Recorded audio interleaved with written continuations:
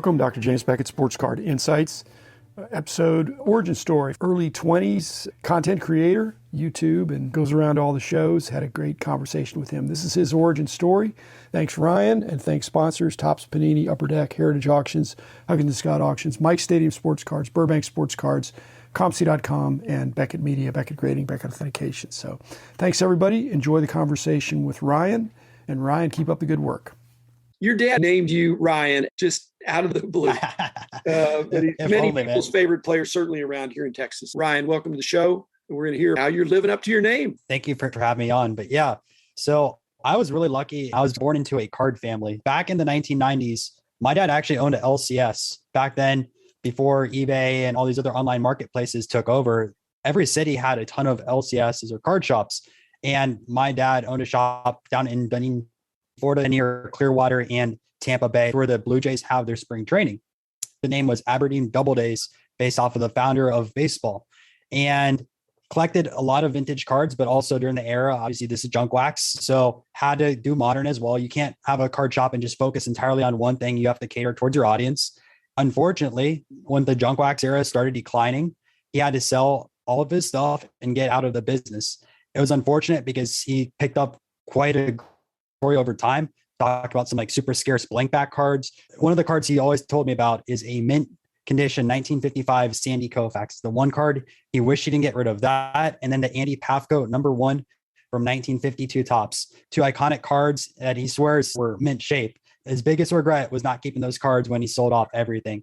I'm sure he had a ton of other great cards as well, but completely left the hobby at that time, focused on his job, family, and was gone. When I was born, I was an excuse for him to get back into the hobby. As soon as I was born, all I know, I was going to flea markets, I was going to card shows, and my dad really got back into collecting. Obviously, when I'm really young, I don't really know much about cards.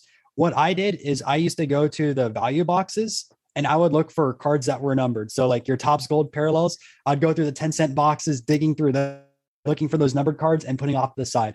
Now, my dad knew those were worthless cards on some of those players. He's like, man, this is like a backup player. You sure you want that gold parallel? Yes, it's a numbered card. I want it.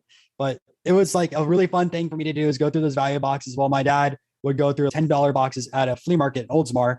There's a guy there named Mike. That was our #1 guy we always went to as a kid there. But I'd go through that. He would go through the other cards, buy one or two like bigger vintage cards, maybe a $20 card or a $30 card, and had fun with it. A good way for us to bond. This is a way to get into the hobby.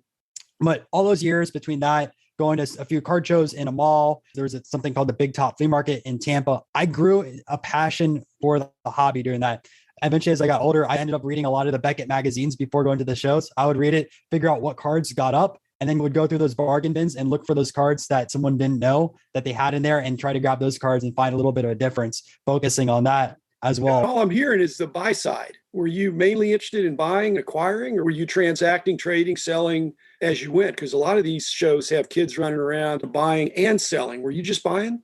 I was just buying. Funny enough, I wasn't selling cards at all until I got into creating content. Because for me, I would buy cards. This is cool. And I'd put it away. And that's about it.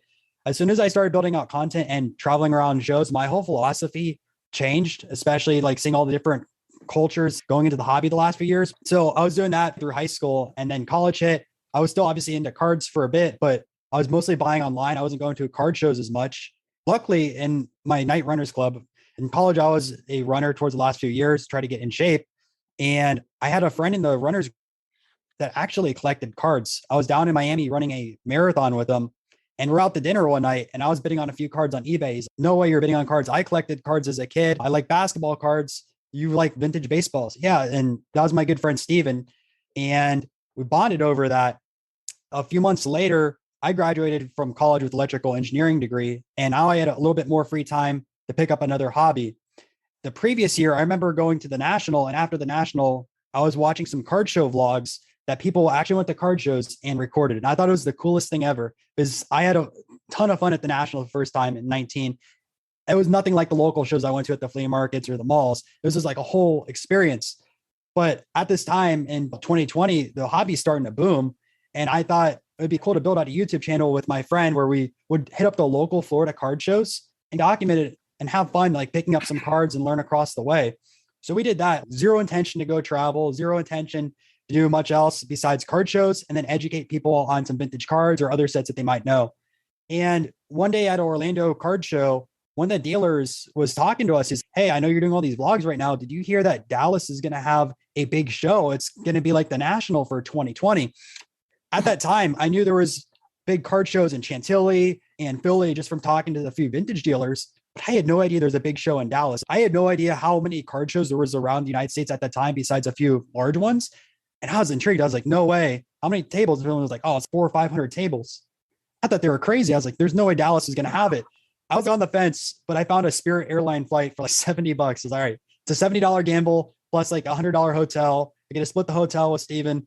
So it's not gonna be too expensive to go there and try it out. Let's have some fun.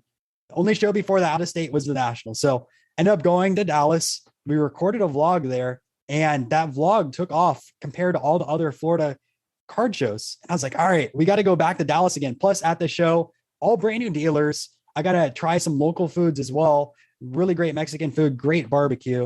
I was like, this is fun traveling, going to a show. And Dallas had another show every 2 or 3 months. And I was like, all right, I got to go back to Dallas again. Yeah, no intentions going anywhere else. Just Florida shows, Dallas show. Did Dallas again. The video did well. And then someone told us about a card show in Wisconsin Dells. And I've never been to Wisconsin at all. I was like, you know what? This is going to be a fun experience. I went up there for the show, and man, I had a blast. There's so many vintage cards. There's so many dealers that I had no idea out there. People there were like, oh, I watch your YouTube videos. This is really cool. There's no way. The first time I've ever stepped in the state that someone watched a YouTube video or recognized like going to Dallas or going to the Florida shows, be able to meet people and talk about vintage cards, have fun with it. And even at that show, I picked up a card, which I didn't think was attainable. A Jim Brown rookie card. I ended up trading into it from going to a bunch of different card shows.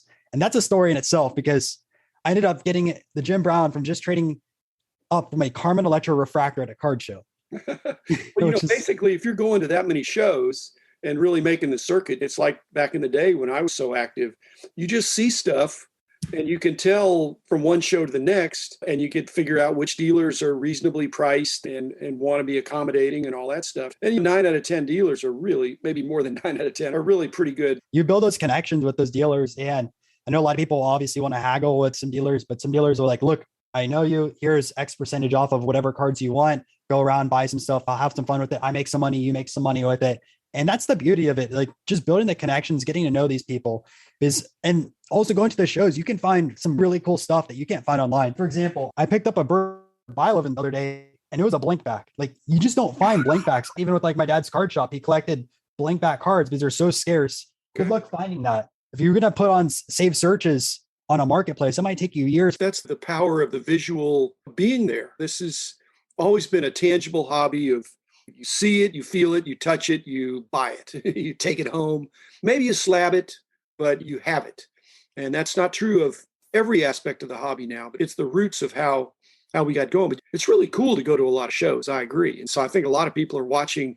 You think they're jealous of you that you're able to go to all these shows and you're vicariously showing them what they're missing. Because some of the Wisconsin Dells and Dallas, before you were aware of it, it wasn't that big a show. And then in 2020, it started really taking off, which is, I think, when you kicked in.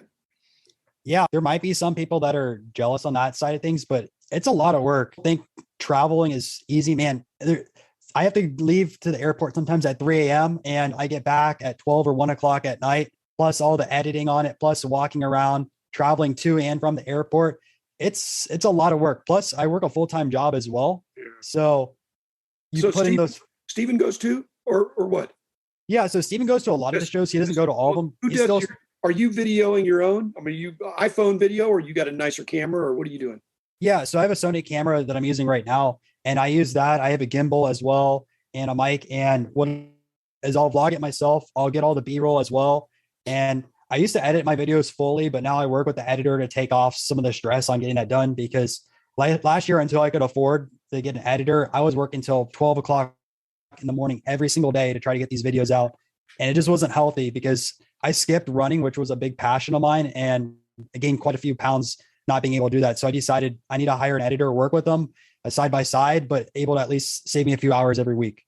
Okay, Ryan. So if I'm doing a 15-minute audio podcast, I figure it could take me an hour to do some research, to record it, to edit it, to, post-production, all that stuff. That's audio. Video has to be a lot worse than that. So what do you estimate for per minute of video? Is it 10 to 1, or what would you say? It's tough because some parts of the card show vlogs, which I have, are very like second cuts. So being able to sync those up, add in transitions, add in sound effects, it takes a lot of work. But then you have other parts, which is like sometimes a negotiation or just talking about what happens at the show.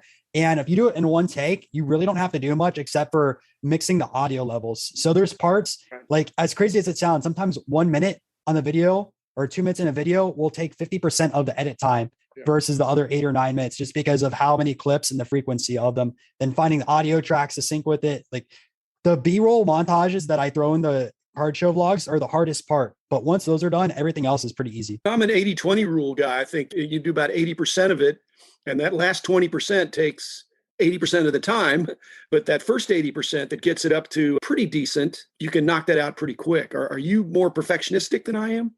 No, I think you're spot on with that 80-20 principle, because that montage clip probably takes about 80% of the time, 20% everything else. Another thing that people don't realize it takes a lot of time with the card show vlogs is organizing all the clips, because after a show, I might have 250 to 350 clips on average.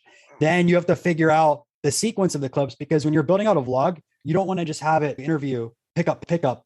Like, when you're out there at a show recording, it makes sense to do that just because you're in a mindset. Okay, I'm going to interview this dealer. I'm going to interview this dealer. I'm going to shoot all my B-roll shots there. But you really want to figure out what goes where. And since you're having so many clips, you want to figure out what clips are usable, what clips aren't usable. So being able to go through all that, put them in the right folders, organize it all, that does take some time, sometimes a few hours alone. You're a smart guy for your electrical engineering, but was your minor in broadcast film? No, I self-taught myself with all that. So I did electrical engineering, and right now I'm actually a data analyst. So I taught myself SQL programming, and I decided to pursue that instead. How are you pursuing that? Is it clearly your main thing? In 10 years, you're going to be moving up the corporate ladder, or are you going to be doing more hobby stuff? I think I'm going to do a mixture, to be honest with you, because I think there's a good balance of keeping the day job as a data analyst. And there's also the good balance of doing this right now. I do miss Fridays and Thursdays at card shows. Like, Dallas always starts on a Thursday, and you miss a ton of deals on the floor. But right now I look at it as like, I can do well on the corporate side of things. I can continue to learn new skill sets and maybe one day apply those to the sports cards. I have a data sports card channel, which is Moneyball, which I apply advanced like stats to baseball right now and look at the card prices as well. Try to educate people rather than say, oh, this player I think is going to go up 200% this year because I think this player is good. Like, applying actual numbers to it, which I think is helpful. But I do having that during the day and then on the weekends traveling, because it's a nice break doing that. I agree. It's an industry, but it's also a hobby. It ought to be fun. And yeah, and if you turn it into a job and an industry, and a paycheck, even if it's a bigger paycheck, it still doesn't feel as good as when you're free to enjoy and go where you want to go. But absolutely. My thing with it too is if you turn it into a job, then you have to look at it every single week. You have to move X amount of inventory or make X amount on YouTube or do whatever else to be able to feed your family or be able to live life. And that becomes stressful, because if you're trying to build a PC, you don't want to sell all your cards. There's a lot of stuff that you want to keep. And even I have that dilemma right now going to card shows. Sometimes I'll spend $1,000 at a card show and I know I only can keep $300 or $400 worth of those cards. I have to sell some other stuff. And there's cards I wish I could keep them, but I had to sell them to be able to buy more cards or to fund the next card show vlog. And there's that balance of that, because you have to have your money from your normal job, plus you have to have some money from the card shows to be able to fund the next show. If you focus 100% on the hobby, you have to sell all your inventory. You can't keep it. It's hard being a dealer and also a collector. That's not my situation now, but it probably was similar to that back when I was your age. You have to sell in order to free up funds. Otherwise, cards cost money. Even when they were cheaper, it still added up.